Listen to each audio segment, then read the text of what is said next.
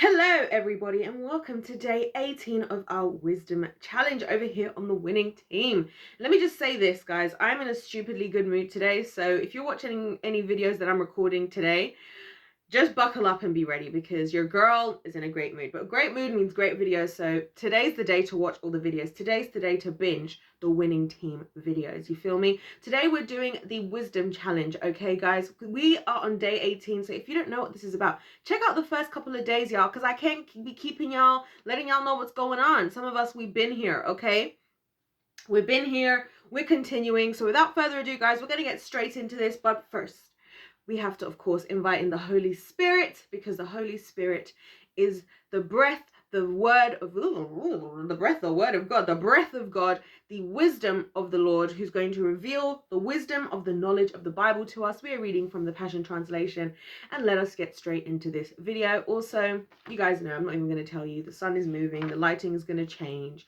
blah blah blah, whatever. Okay, we're going to work with it. Verse 1. An unfriendly person isolates himself and seems to care only about his own issues. Ooh, okay.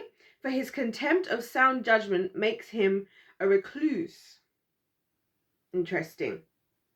Senseless people find no pleasure in acquiring true wisdom, for all they want to do is impress you with what they know. Okay, let's start there.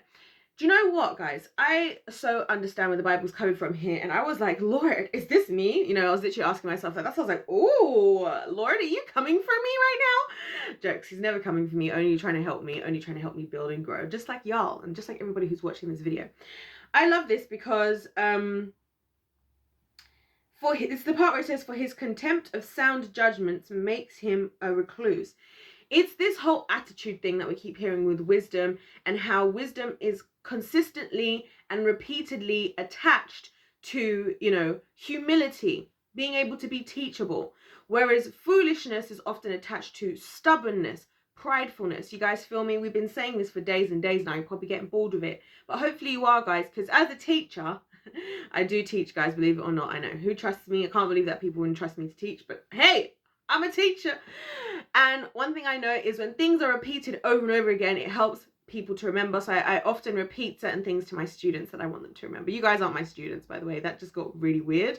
But I'm just telling you why it's helpful to repeat the same point, because in your brain, you'll hear my voice, even if it's annoyingly reminding you of that. So yeah, this is so true. Contempt of sound judgment. It's your attitude as well. And I love the part where it says, senseless people find no pleasure in acquiring true wisdom, for all they want to do is impress you with what they know.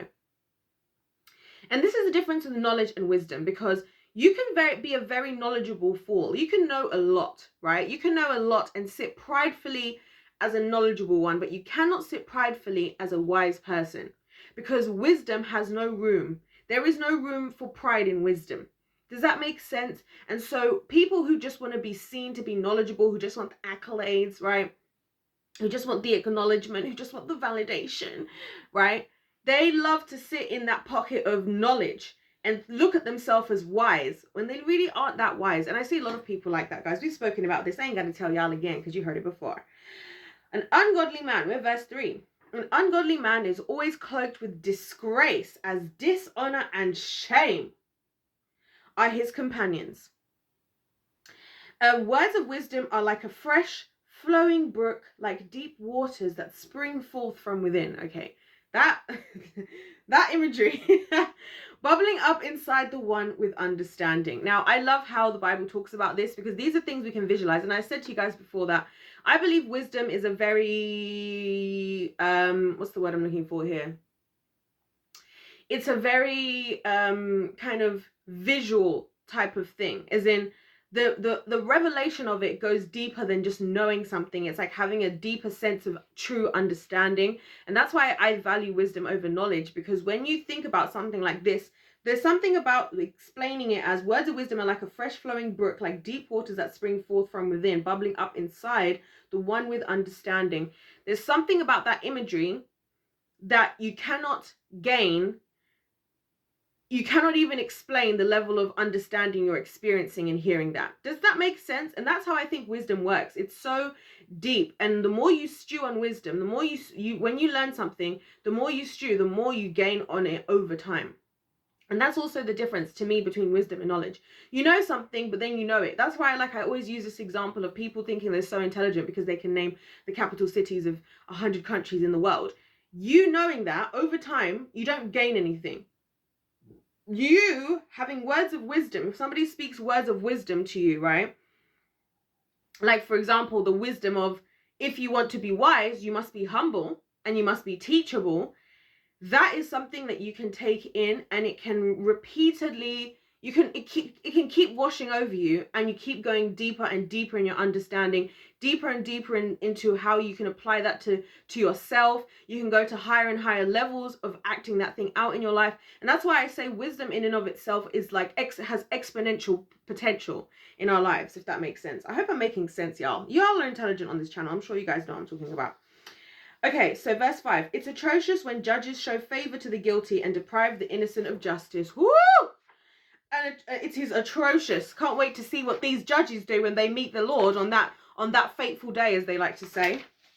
There's a lot of judges are doing that today, as we know. A lot of people are just getting rich so they can pay off judges, so they can do all the sick and twisted things they want, and then just get free and live freely because they paid just to get through some tiny little loophole. Meanwhile, other people are going to prison who had a hard time in life, were just trying to do things to provide for their family, were made a mistake that they actually genuinely, are sorry for. That's the world we live in. A senseless man jumps headfirst into an argument. He's just asking for a beating for his reckless words. A fool has a big mouth that only gets him into trouble, and he'll pay the price for what he says. Woo! There's this other thing we're seeing, guys, of this kind of connection between being a wise person and knowing to shut the heck up. Shut the hell up. Shut up. Can I tell you guys something? Do you know that God has told me to shut up before? He has told me to shut my mouth. And I'm like, wow, thank you. Because sometimes, guys, the foolish people are so quick to speak. That's why even in James, it says, James is a great book, by the way, in the Bible for y'all to read. Lots of great stuff in James, and it's a very short book to read. So if you kind of want to read through a whole book of the Bible, but you don't want to go for something crazy, go for James. Lots of great stuff in there. One of the verses in James is, you should be slow to speak, slow to anger, quick to listen. That's what it says. That's wisdom right there as well, right? Because, guys, a lot of times, like I've said to you guys before, I have this technique that I do with people when I feel like they're annoying me. Instead of just instantly feeling annoyed, I ask questions, because I'm like, you know what? Before I'm going to get angry, let me make sure that whatever I'm experiencing is what was the other person intended to happen first, before I run off and start just getting angry about it. And I've told you guys this, I swear, at least 90% of the time, it was going to be a misunderstanding. That's not what they meant. And then we've skipped all of that. They don't have to see that version of me, right? Thank God. You know what I'm saying? So yeah, sometimes it's good to know how to just shut up. Just shut up.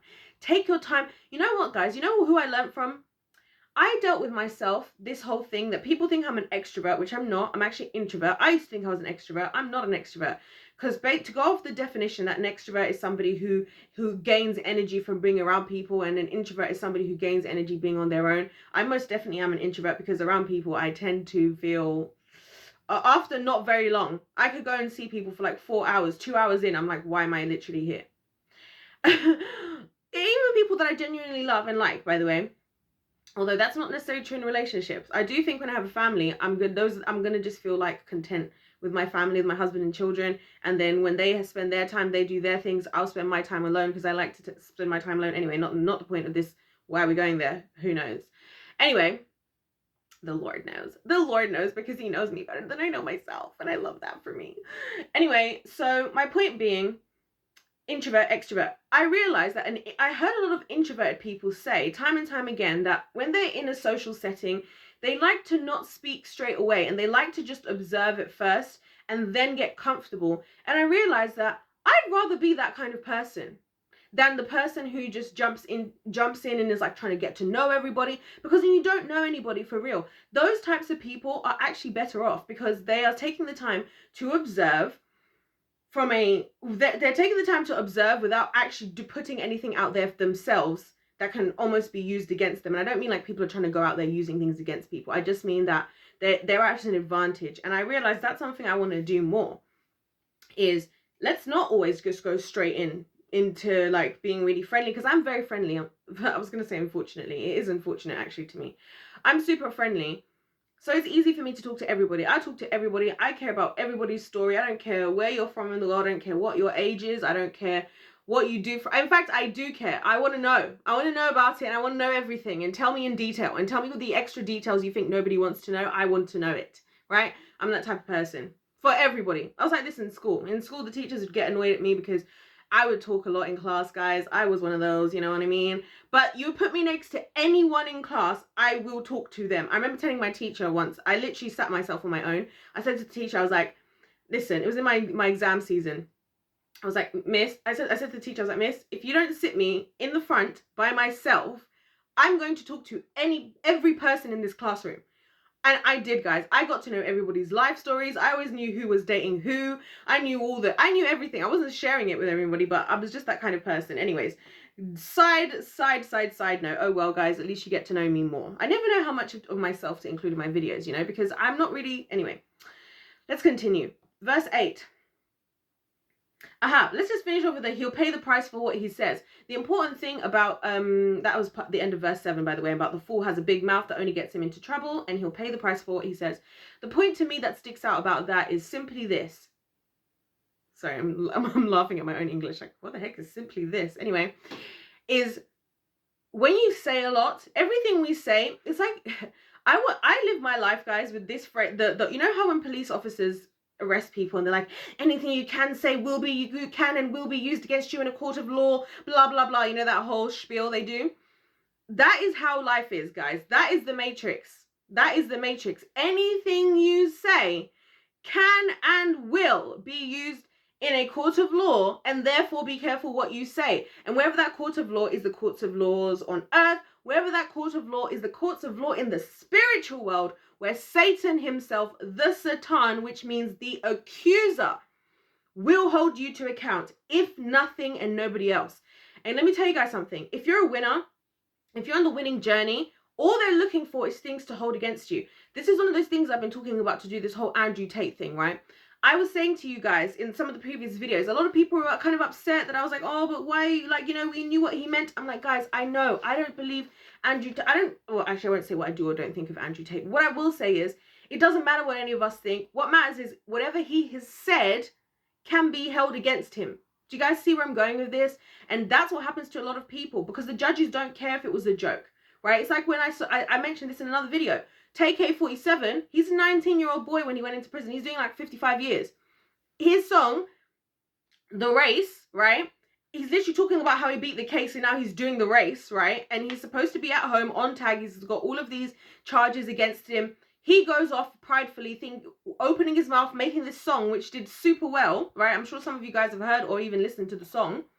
But now he's doing 55 years in prison. And guess what? That same music video that we might all be bopping to, that people who have no idea what that lifestyle in life is all about, or just enjoy the beat and enjoy his flow or something, are listening to, is played in the courtroom. And it is used against him in a court of law. And anyways, I feel like I've driven home that point well enough. Verse 8. The words of a gossip merely reveal the wounds of his soul, his own soul. Oh my gosh. And his slander penetrates into the innermost being. God is exposing. The words of a gossip merely reveal the wounds of his own soul. Basically, guys, to put this into a different way, the way I'm interpreting this as I'm reading this, is that the words of a gossip reveal the wounds of his own soul. Like, so much of what we do, guys, is a result of what we are on the inside. Do you know what I mean? As far as, I personally think that, again, a lot of gossip, I'll tell you one thing I've noticed about gossiping and gossipers. A lot of people that gossip are hypocrites about the types of things that they gossip about. So, like, somebody will gossip about how somebody is so, I don't know, such a liar. They just such a liar. They lie all the time, and they themselves are a liar. Like, it's so weird. And I think it's this whole energy cannot be created or destroyed thing about us as humans, that when things happen, when there is a certain energy there, or energy exchange, the energy has to be exchanged somehow. So if you're not going to accept that you're a liar, that energy of that is still within you. So I personally believe that's why people project, because they need to, like, push that away from them, because it's inside of them. Does that make sense to you guys? I hope it does. Verse 9, the one who is too lazy to look for work is the same one who wastes his life away. The character of God is a tower of strength, for the lovers of God delight to run into his heart and be exalted on high. The rich in their conceit imagine that their wealth is enough to protect them. It becomes their confidence in a day of trouble. So that's basically like what I was just saying to you guys about how people, one of the main reasons I've noticed, let me tell you why I believe a lot of people, once they get money, they'll make 100K and it's not enough. Fair enough. 100K is not that much. Then they'll make 1 million. It's not enough. Fair enough. 1 million, again, still not that much. I know a lot of people are like, what? That's a lot of money. Yeah, when you've been broke in life and when you've been in the matrix, those figures sound like a lot. But the amount of money these people are actually making in this world, if you guys knew how much money people are making, you would realize that is change. Anyway, 10 million, 100 million. Then it gets to 1 billion. It's not enough. Why is it never enough for these people? Let me tell you guys the story of Paris Hilton, because Paris Hilton is one of those people, actually. I love Paris Hilton, by the way, and I never ever judged her. Just want to point that out there. I never called her some dumb blonde whatever, because that just sounded, it was giving hater for me. All the people who used to judge her, I was like, you're just jealous that you weren't born into a wealthy family. And can I just say, she works super hard. And the reason why I'm mentioning her is because she said she's not going to stop working until she becomes a billionaire.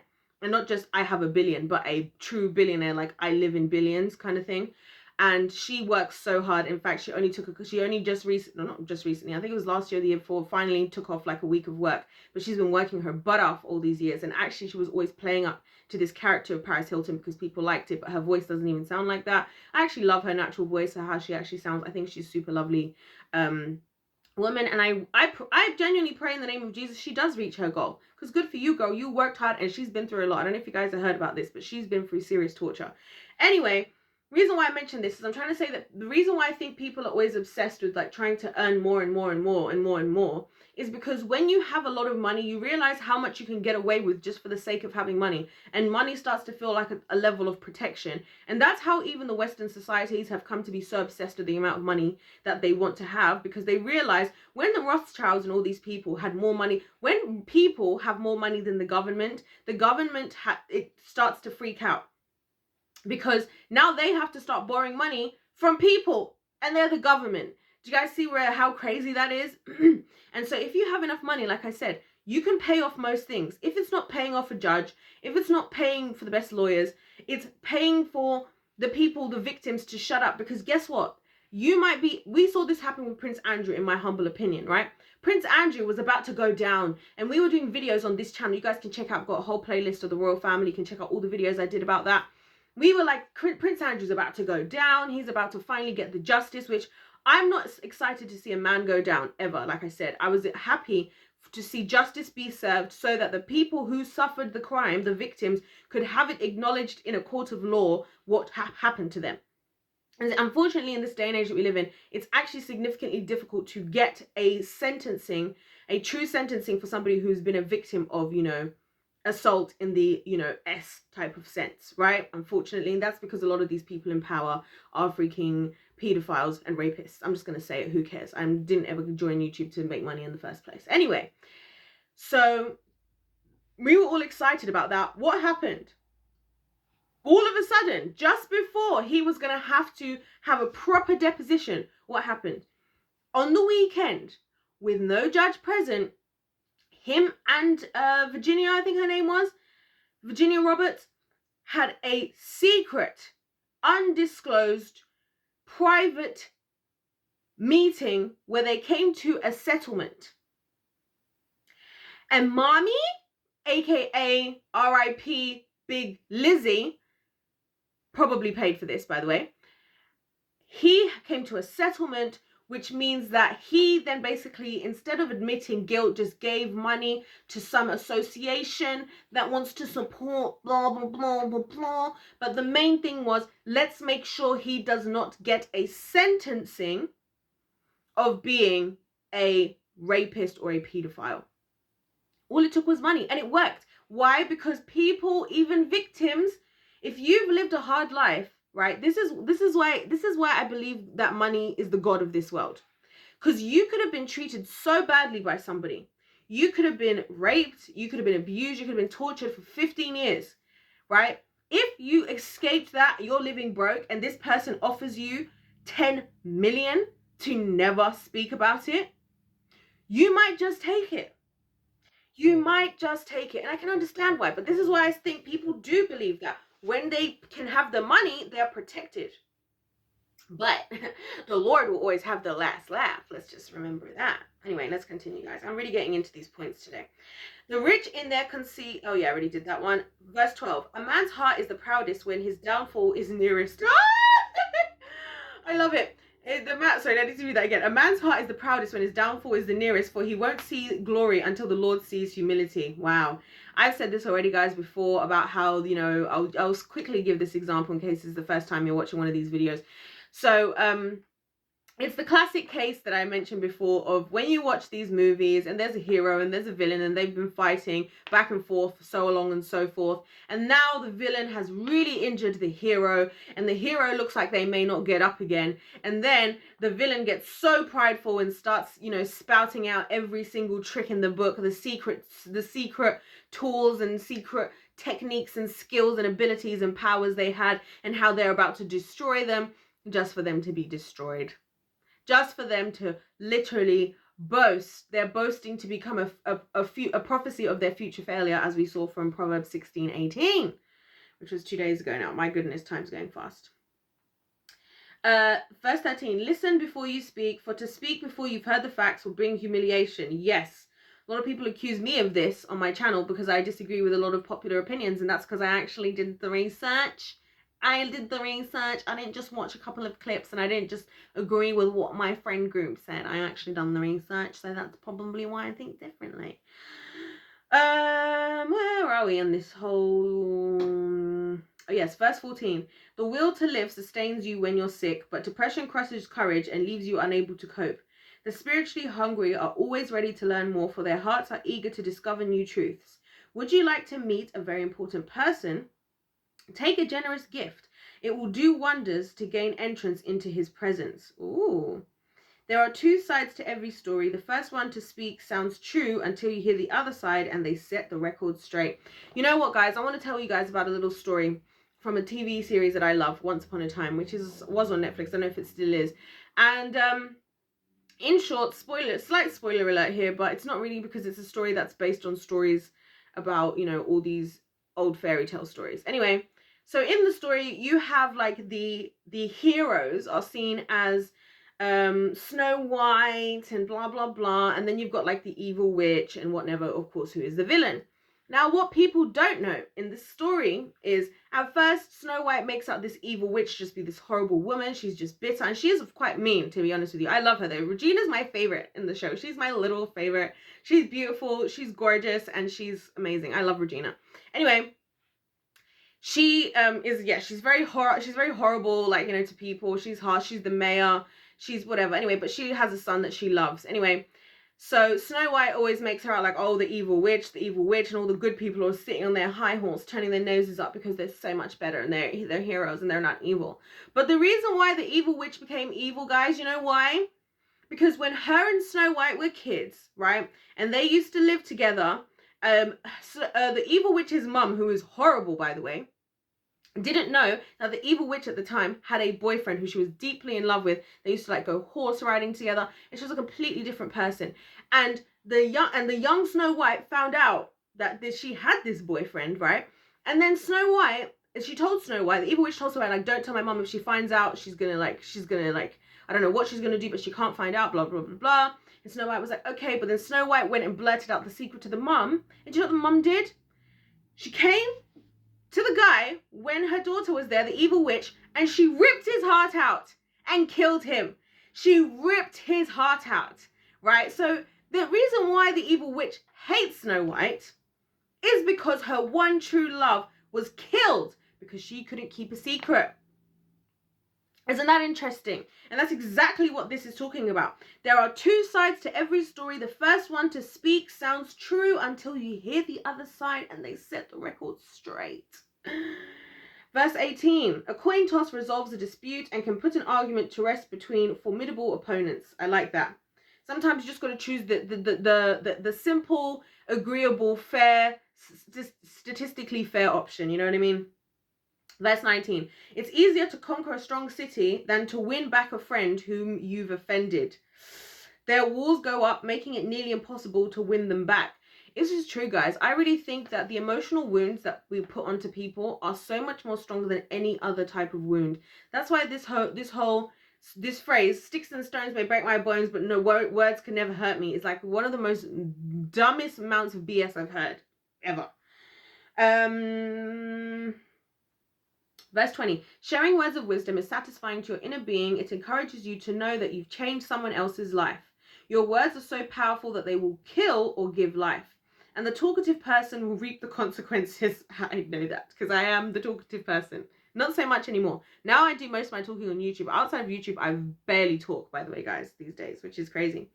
Verse 22, when a man finds a wife, he has found a treasure, for she is the gift of God to bring him joy and pleasure. But the one who divorces a good woman loses what is good from his house. To choose an adulteress is both stupid and ungodly. Imagine God putting stupid before ungodly.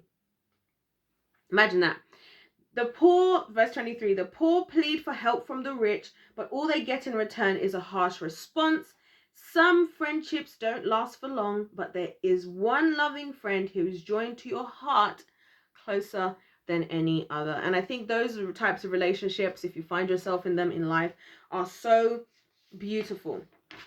They truly are. Now, I'm not going to get too much into this wife thing because Proverbs 31 is the woman, you know, proverb about what makes a good woman. So when we get there, we'll deal with that. But yeah, guys, I hope you guys have enjoyed this video. I feel like it was a little bit chaotic in like the best way it could be chaotic. So please let me know, guys, if you've enjoyed this video in the comments section down below. Don't forget to hit that subscribe if you're feeling the vibe and you want to join the tribe over here on the winning team. We're going to be continuing this, guys, through to the end of January. I'm going to be sad, actually, that we won't be doing this. Maybe we need to find something to do for February because now I'm like, it's just so much fun us delving into the Bible together. Like, it's so much fun. Anyway, let me know your thoughts. Like I said, guys, don't forget to check out the other videos. If this is your first video, I've got a whole playlist. You can watch them in order, day to day, back to back to back. If you guys are interested, also check out my videos today because I got some good videos coming out today, guys. I'm not going to spoil. Let's just say the videos coming out today are going to be very much worth watching. I've got so many bits of preparation, paperwork going on here, and my notes and everything, guys. It's about to get crazy. Anyways, guys, thank you so much for watching, because if life is a game, then let's play to win. We're playing to win on the winning team. God bless every single one of you guys watching, and I'll see you in my next one. Goodbye.